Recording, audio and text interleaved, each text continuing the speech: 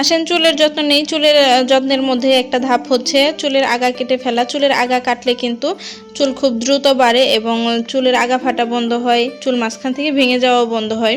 আমি আজকে একা একাই চুল কাটবো। একা একা চুল কাটা অনেক কষ্টের ব্যাপার, আর আমি পার্লারে যাই না, আপনারা জানেন, আর সবসময় মাকেও পাওয়া যায় না। তো গতবারের মতো এবারও আমি একাই কাটবো, তবে খুব সতর্কতার সাথে। গতবার তো একা কাটতে যেয়ে 8 ইঞ্চির মতো কেটে ফেলছিলাম। এবার হচ্ছে একটু চালাকি করব, মানে আগের যে আমার চুলটা রেখে দিছিলাম 8 ইঞ্চির মতো, ওইটার সাথে ঝুঁটি বেঁধে এরপর হচ্ছে চুলটা কেটে নিব। যেহেতু 2 মাস পর পর চুলের আগা কাটতে হয়, সেই ক্ষেত্রে বেশি একটা কাটবো না, 2 ইঞ্চির মতো কাটবো। চুলের ঠিকঠাক মতো যত্ন নিতে চাইলে চুলের আগা কাটতেই হবে, আর আমিও কাটি। প্রায় 2 মাস পর পর চুলের আগা কেটে ফেলি, আবার চুল বড় হয়ে যায়। জাফরান হেয়ার কম্বো নিয়ে ঠিকঠাক মতো যত্ন নিব, আবার বড় হয়ে যাবে ইনশাল্লাহ। এরকমই হচ্ছে, রিভিউ এরকমই। বেশি বেশি যত্ন নিতে হবে, তাই বড় হবে। দেখি সমান করে কাটতে পারি কিনা। এই যে কেটে ফেললাম, এখন দেখার পালা সমান হলো কিনা চুল।